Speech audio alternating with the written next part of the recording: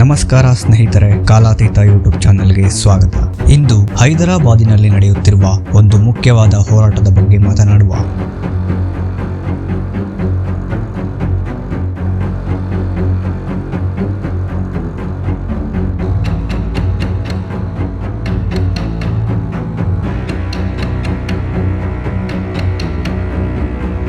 ಈ ವಿಡಿಯೋದ ಕೇಂದ್ರ ಬಿಂದು ಹೈದರಾಬಾದ್ ವಿಶ್ವವಿದ್ಯಾಲಯದ 400 ಎಕರೆ ವಿಶಾಲವಾದ ಹಸಿರು ಪ್ರದೇಶ, ಜೀವ ವೈವಿಧ್ಯದ ತಾಣ, ನವಿಲು, ಜಿಂಕೆ, 1000ಕ್ಕೂ ಹೆಚ್ಚು ಜಾತಿಯ ಪಕ್ಷಿಗಳು, ಅಳಿವಿನಂಚಿನಲ್ಲಿರುವ ಸರೀಸೃಪಗಳು ಮತ್ತು ಸುಂದರವಾದ ಕೆರೆಗಳನ್ನು ಕಲ್ಪಿಸಿಕೊಳ್ಳಿ. ಅಸಲಿಗೆ ಇದು ಕೇವಲ ಒಂದು ಭೂಮಿಯಲ್ಲ, ಇದು ಹೈದರಾಬಾದಿನ ಶ್ವಾಸಕೋಶ.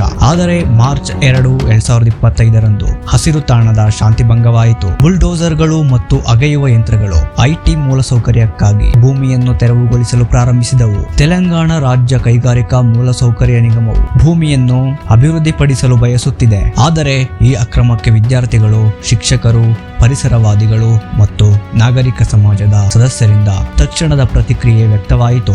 ನೋಡಿ, ಈ ಭೂಮಿ ನಮ್ಮ ಮಕ್ಕಳಿಗಿಂತ ಹೆಚ್ಚಿನದ್ದು. ಇದು ಲೆಕ್ಕವಿಲ್ಲದಷ್ಟು ವಿಭಿನ್ನ ಬಗೆಯ ಪ್ರಾಣಿಗಳಿಗೆ ನಿರ್ಣಾಯಕ ಆವಾಸ ಸ್ಥಾನವಾಗಿದೆ ಮತ್ತು ನಮ್ಮ ನಗರದ ಪರಿಸರದಲ್ಲಿ ಪ್ರಮುಖ ಪಾತ್ರ ವಹಿಸುತ್ತದೆ. ವಿದ್ಯಾರ್ಥಿಗಳು ಮತ್ತು ಕಾರ್ಯಕರ್ತರು ವಾದಿಸುವುದೇನೆಂದರೆ, ಇದನ್ನು ಅಧಿಕೃತವಾಗಿ ಅರಣ್ಯ ಎಂದು ಗೊತ್ತುಪಡಿಸದಿದ್ದರೂ ಇದರ ಗುಣಲಕ್ಷಣಗಳು ಅರಣ್ಯ ಸಂರಕ್ಷಣಾ ಕಾಯ್ದೆ ಮತ್ತು ವನ್ಯಜೀವಿ ಸಂರಕ್ಷಣಾ ಕಾಯ್ದೆಯಡಿ ಅರಣ್ಯದ ಮಾನದಂಡಗಳ ಅರ್ಹತೆ ನೀಡುತ್ತವೆ. ಈ ಕಾಯ್ದೆಯ ಪ್ರಕಾರ ಅರಣ್ಯದ ಮಾನದಂಡಗಳನ್ನು ಪೂರೈಸುವ ಯಾವುದೇ ಭೂಮಿಗೆ ಅಲ್ಲಿನ ಚಟುವಟಿಕೆಗಳಿಗೆ ಕೇಂದ್ರ ಸರ್ಕಾರದ ಅನುಮೋದನೆ ಅಗತ್ಯವಿದೆ. ತುರ್ತು ಪರಿಸ್ಥಿತಿಯಿಂದ ಪ್ರೇರಿತರಾಗಿ ಸಂರಕ್ಷಣಾಕಾರರು ಮತ್ತು ವಿದ್ಯಾರ್ಥಿಗಳು ತೆಲಂಗಾಣ ಹೈಕೋರ್ಟ್ನಲ್ಲಿ ಅರ್ಜಿಗಳನ್ನು ಸಲ್ಲಿಸಿದರು. ಅವರ ಮನವಿ ಸ್ಪಷ್ಟವಾಗಿತ್ತು: ವಿನಾಶವನ್ನು ನಿಲ್ಲಿಸಿ ಮತ್ತು ಭೂಮಿಯ ಪರಿಸರ ಪ್ರಾಮುಖ್ಯತೆಯನ್ನು ಗುರುತಿಸಿ ಎಂದು.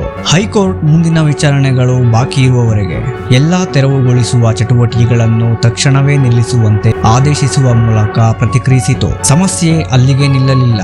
ಇದು ರಾಜ್ಯದ ಗಡಿಗಳನ್ನು ಮೀರಿ ಪ್ರತಿಧ್ವನಿಸಿತು. ಕೇಂದ್ರ ಪರಿಸರ ಸಚಿವಾಲಯವನ್ನು ತಲುಪಿತು. ಪರಿಸರ ಕಾನೂನುಗಳ ಸಂಭಾವ್ಯ ಉಲ್ಲಂಘನೆಗಳ ಬಗ್ಗೆ ಕಳವಳ ವ್ಯಕ್ತಪಡಿಸಿದ ಅವರು ತೆಲಂಗಾಣ ಅರಣ್ಯ ಇಲಾಖೆಯಿಂದ ವಿವರವಾದ ವರದಿಯನ್ನು ಕೋರಿದರು. ಪ್ರಕರಣವು ನಗರ ಅರಣ್ಯಗಳನ್ನು ಗುರುತಿಸುವ ಮತ್ತು ರಕ್ಷಿಸುವ ಪ್ರಾಮುಖ್ಯತೆಯನ್ನು ಒತ್ತಿ ಹೇಳುತ್ತದೆ. ಕಾನೂನು ಚೌಕಟ್ಟುಗಳು ಅಸ್ತಿತ್ವದಲ್ಲಿವೆ, ಆದರೆ ಪರಿಸರ ವಿನಾಶವನ್ನು ತಡೆಗಟ್ಟಲು ಅವುಗಳ ಜಾರಿ ನಿರ್ಣಾಯಕವಾಗಿದೆ. ಕಾನೂನು ಹೋರಾಟ ಮುಂದುವರೆದಂತೆ ಮೂಲಭೂತ ವಾಸ್ತವವನ್ನು ತಲ್ಲಣಗೊಳಿಸುತ್ತದೆ. ವಿದ್ಯಾರ್ಥಿಗಳು ಮತ್ತು ಕಾರ್ಯಕರ್ತರು ಆ ಹಸಿರು ಹೊದಿಕೆಯನ್ನು ಜಾಗೃತೆಯಿಂದ ರಕ್ಷಿಸುವುದನ್ನು ಮುಂದುವರೆಸಿದ್ದಾರೆ. ವ್ಯಾಪಕ ಗಮನವನ್ನು ಸೆಳೆಯುತ್ತಿದ್ದಾರೆ. ಸುಸ್ಥಿರ ಅಭಿವೃದ್ಧಿ ಮತ್ತು ಪರಿಸರ ನಿರ್ವಹಣೆಯ ಬಗ್ಗೆ ವಿಶಾಲವಾದ ಸಂಭಾಷಣೆಗಳನ್ನು ಹುಟ್ಟುಹಾಕುತ್ತಿದ್ದಾರೆ. ಇಂಗಾಲ ಬಂಧನ, ತಾಪಮಾನ ನಿಯಂತ್ರಣ ಮತ್ತು ಜೀವ ವೈವಿಧ್ಯ ಸಂರಕ್ಷಣೆಯಲ್ಲಿ ಅವುಗಳು ಪ್ರಮುಖ ಪಾತ್ರ ವಹಿಸುತ್ತವೆ. ಅವುಗಳನ್ನು ಕಳೆದುಕೊಳ್ಳುವುದು ನಗರ ಪರಿಸರ ವ್ಯವಸ್ಥೆಗಳ ಮೇಲೆ ಆಳವಾದ ಪರಿಣಾಮ ಬೀರಬಹುದು. ಸರ್ವೋಚ್ಚ ನ್ಯಾಯಾಲಯವು ಸ್ವಯಂ ಪ್ರೇರಿತವಾಗಿ ಮಾಹಿತಿ ಪಡೆದು ಮರಗಳನ್ನು ಕಡಿಯುವುದಕ್ಕೆ ಮತ್ತು ಭೂಮಿಯನ್ನು ಬರಿದುಗೊಳಿಸುವುದನ್ನು ಮುಂದುವರೆಸುವುದರ ಮೇಲೆ ತಾತ್ಕಾಲಿಕ ತಡೆಯಾಜ್ಞೆ ನೀಡಿತು. ನ್ಯಾಯಾಲಯವು ತೆಲಂಗಾಣ ಹೈಕೋರ್ಟ್ನ ರಿಜಿಸ್ಟ್ರಾರ್ಗೆ ಸ್ಥಳಕ್ಕೆ ಭೇಟಿ ನೀಡಿ ಪರಿಸ್ಥಿತಿಯ ಗಂಭೀರತೆಯನ್ನು ಎತ್ತಿ ತೋರಿಸುವಂತಹ ವರದಿಯನ್ನು ಸಲ್ಲಿಸುವಂತೆ ನಿರ್ದೇಶಿಸಿತು. ಕಾನೂನು ಪ್ರಕ್ರಿಯೆಗಳು ಮುಂದುವರೆದಂತೆ ಫಲಿತಾಂಶದ ಅಂಶಗಳು 400 ಎಕರೆ ಭೂಮಿಯ ಭವಿಷ್ಯವನ್ನು ಮಾತ್ರ ನಿರ್ಧರಿಸುವುದಿಲ್ಲ,